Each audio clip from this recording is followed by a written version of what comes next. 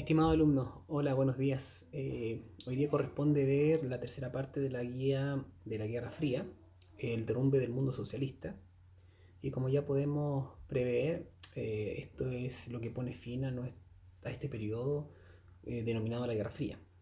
Una vez más señalamos que es el periodo que parte en 1945 con el fin de la Segunda Guerra Mundial y se extiende hasta 1989 con la caída del muro de Berlín, que es el símbolo de un mundo bipolar, ya dividido en dos partes. Recordemos los antagonistas. Por un lado Estados Unidos con un modelo capitalista y por otro lado tenemos a la Unión Soviética con un modelo socialista, que son totalmente distintos. ¿Ya?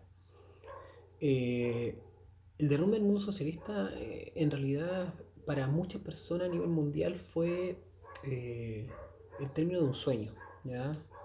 El socialismo para muchas personas en el mundo representaba ideales de igualdad y de justicia que el mundo capitalista no entregaba. Sin embargo, más allá de eso, tenemos que ver la raíz de la caída de esto, ¿ya? De dónde emana. Primero recordar que Estados Unidos siempre fue un poquito más adelante que la Unión Soviética, principalmente en lo que es su tema de armamento. Recuerden que son los primeros en tener la bomba atómica por el año 45, que la probaron en Japón, en Hiroshima, Nagasaki, y recién hacia el año 49, es decir, 4 años después, la Unión Soviética consigue su bomba atómica. Ustedes seguramente se preguntan, ¿pero qué tiene que ver eso, profe, si los dos tenían la bomba atómica? El problema es que la Unión Soviética, al estar abajo, 4 años de distancia de de la bomba atómica que ellos lograron en relación a Estados Unidos, son 4 años de diferencia que se van a ir notando en cuanto a armamento al menos. Aclaremos algunas cosas. Primero que durante los años 60 de la Guerra Fría, la Unión Soviética fue una gran potencia. Fue una gran potencia debido principalmente a que mostró, y los países que estaban asociados a la Unión Soviética mostraron muchas veces estar incluso por sobre los países del primer mundo, de lo que era Estados Unidos, de Europa, en cuanto a desarrollo social, ya desarrollo social e incluso en alguna ocasión en desarrollo material. Sin embargo, esto se fue invirtiendo, ¿ya? Una situación bastante complicada la que vivió la Unión Soviética. Por el año 80, por los años 80 en particular, tenemos que entender que se había convertido la Unión Soviética en un importador de alimentos y de maquinaria. Alimentos. O sea, era el segundo a nivel mundial en el armamento, pero estaba comprando comida, estaba comprando trigo principalmente y maquinaria, insumos industriales. Por lo tanto, ya tenemos que establecer que se está distanciando bastante de Estados Unidos en los años 80. Como podríamos decir que está pasando por una crisis gigantesca. Eh, Todo esto se va a condecir con problemas sociales. Por ejemplo, aumentaron las cifras de mortalidad infantil eh, y descendió la esperanza de vida, que son ya marcadores importantísimos desde el punto de vista negativo en relación a lo que es el crecimiento de la población. O sea, la población ya, de alguna manera, en la Unión Soviética, la esperanza de vida comenzó a disminuir. Eso no se ha visto en otras partes, a no ser que sea por un tema de guerra, y menos en una nación que se supone que es la segunda a nivel mundial en cuanto a desarrollo, después de Estados Unidos. Aumentó la mortalidad infantil. O sea, pensemos que la Unión Soviética hacia los años 80 no la está pasando muy bien. Pero para poder lograr entender eso, primero tenemos que llegar a ver por qué la Unión Soviética se estancó. ¿Por qué que hay un evidente estancamiento económico? Vemos en primer lugar que la Unión Soviética atraviesa una crisis agrícola que intentó ser solucionada comprando alimentos fuera, principalmente trigo.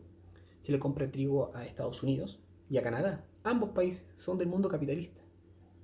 Es un detalle importantísimo. La Unión Soviética, si ustedes recuerdan, una economía cerrada, solamente tiene contacto comercial con los países cercanos a su ideología.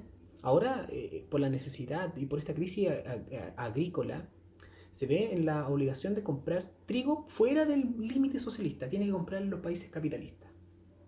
Ahora piensen en esto un poco.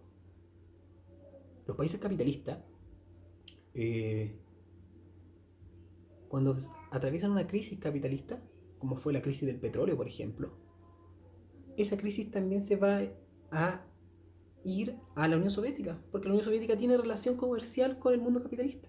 Entonces la Unión Soviética también se empieza a enfermar por esta crisis del petróleo.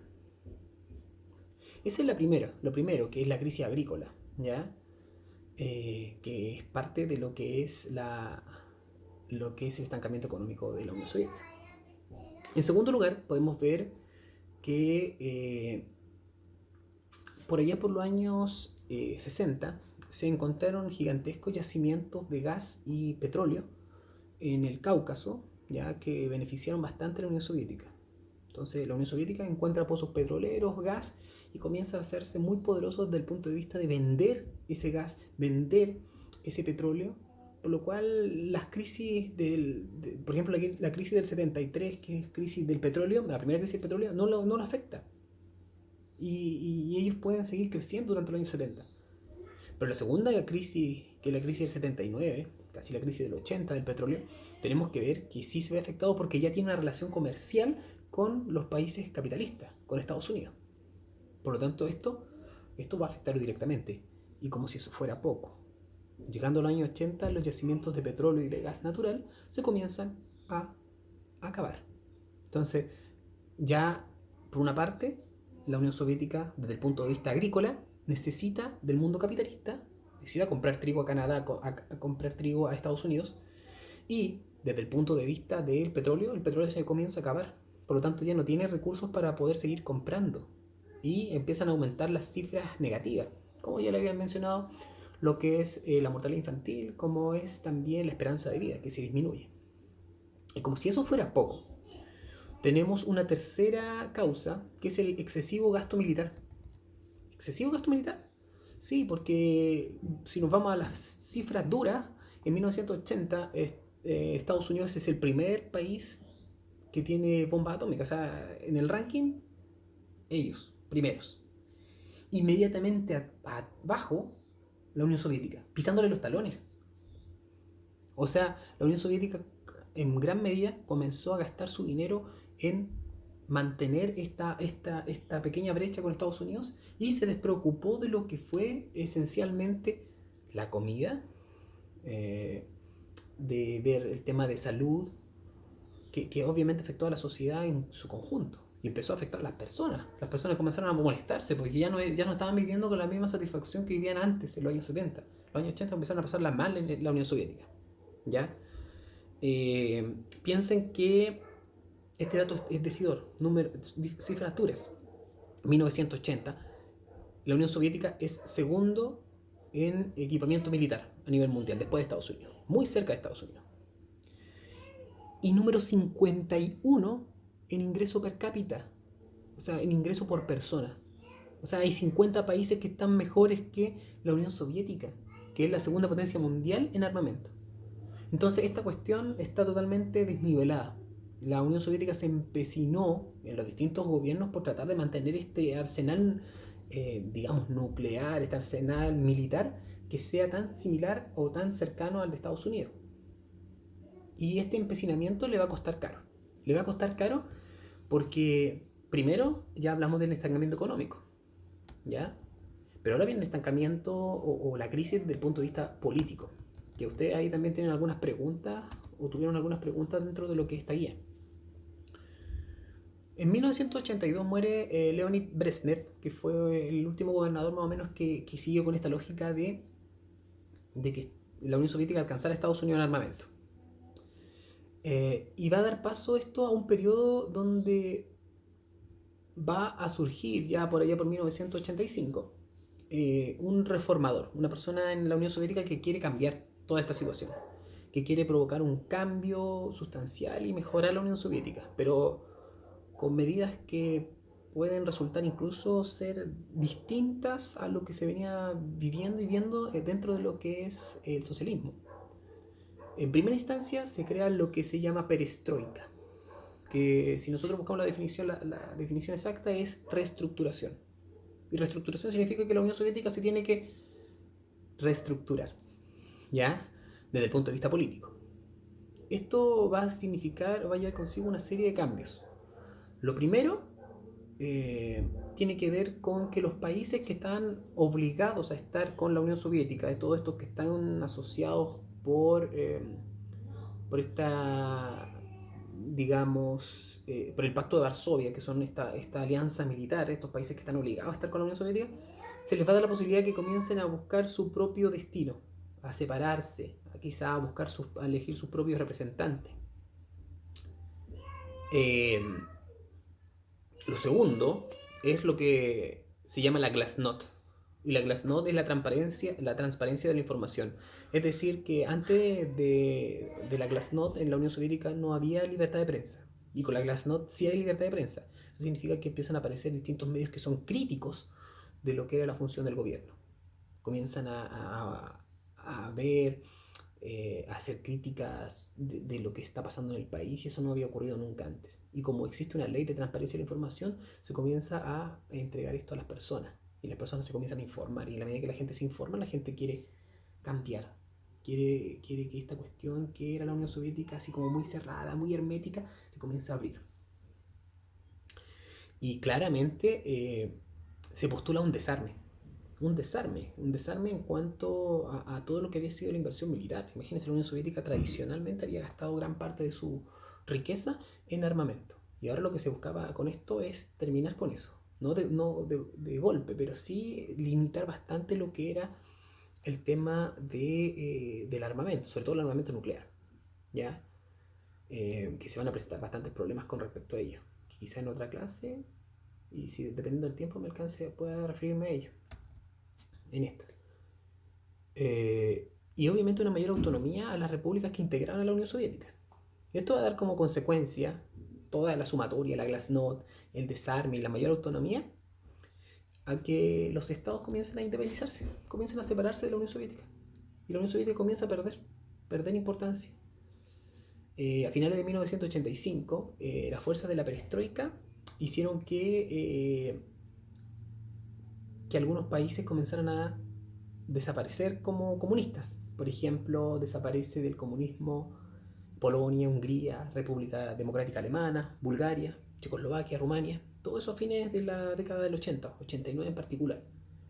Y esto va a llevar consigo que la Unión Soviética ya hacia 1991 se disuelva.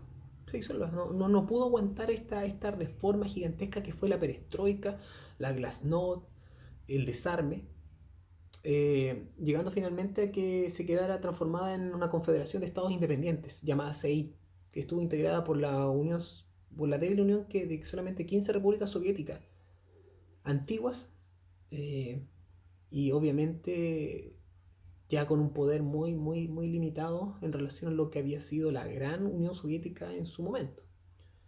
Entonces, para aclarar la idea, porque quizás aquí hablé un poco disperso, para aclarar la idea, lo que hemos visto ahora es el fin de la República Socialista, o de las repúblicas socialistas de la Unión Soviética, en realidad del mundo socialista, que pasa por tres puntos, ¿ya? Desde el punto de vista de estancamiento económico. Estancamiento económico, la crisis agrícola, ya dentro del estancamiento económico. Tenemos también lo que corresponde al agotamiento de los pozos petroleros descubiertos en el Cáucaso. Y tercero, lo que era el excesivo gasto militar. Ya, todo eso generó una crisis desde el punto de vista económico. Y desde el punto de vista político viene lo que es la aparición de Mikhail Gorbachev. Y Gorbachev trae consigo lo que es la perestroika. Ya, la perestroika va a buscar de alguna manera democratizar la Unión Soviética, y esta democratización va a llevar consigo la transparencia de la información, la Glasnost, el desarme y una mayor autonomía de las repúblicas que estaban asociadas a la Unión Soviética. ¿Ya? Todo esto consigo, toda la sumatoria de este estancamiento económico, con las tres causales que mencionamos, más este cambio, esta reforma política, que es la perestroika, generan finalmente que la Unión Soviética ya a partir de 1991 deje de serlo y se transforme en una confederación de estados independientes, ¿ya? Que obviamente tienen mucho menos poder de lo que fue antiguamente la Unión Soviética. ¿Ya? Ahí creo que las preguntas están casi resueltas porque las preguntas de la guía son tres. Explique la importancia de la perestroika y la glasnost, que acabo de mencionarlo, que es parte del cambio político donde la perestroika es democratizar, ¿ya? Por medio de la transparencia de la información, que es la glasnost, darle mayor independencia a los estados que estaban asociados a la Unión Soviética, lo cual finalmente determinó que la Unión Soviética se disolviera en 1991. La segunda pregunta habla de, a tu juicio, ¿a qué se debió la caída de la Unión Soviética? Ahí ustedes le pueden dar énfasis a cualquiera de las que mencioné, que si yo, la crisis, ustedes pueden decir a lo mejor fue más un tema económico. ¿Por qué? Porque el tema económico ahí tenemos el excesivo gasto militar, ¿ya? Tenemos que una crisis agrícola donde había que comprarle trigo a los países capitalistas. Y también tenemos lo que es el agotamiento de los recursos del gas natural y del petróleo que habían sido encontrados durante la década del 60. O también ustedes pueden decir simplemente, ¿saben qué, profe? Fue el tema de la perestroika. Fue la perestroika y la democratización de todo lo que fue las instituciones. Y esto significó finalmente que se disolviera. Ahora, chicos, ¿saben? Como dato importante, hay una serie que se llama Chernobyl, ya que seguramente alguno de ustedes la habrá visto. Chernobyl contextualiza perfectamente lo que estamos viendo acá.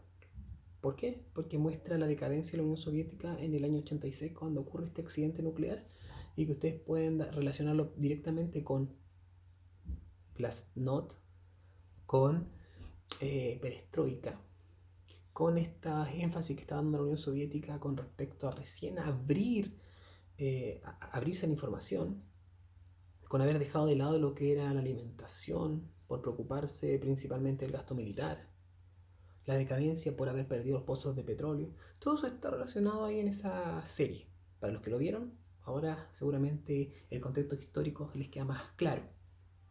Y para los que no lo han visto y la quieren ver, es una serie corta, pero explica bastante bien lo que es la decadencia de la Unión Soviética. ¿Ya? Eso solamente por esta retroalimentación, chicos. Espero que estén bien, cuídense y nos estamos viendo la próxima semana con alguna guía que se la mostraré en su momento. ¿Ya? Que estén bien, chicos, cuídense.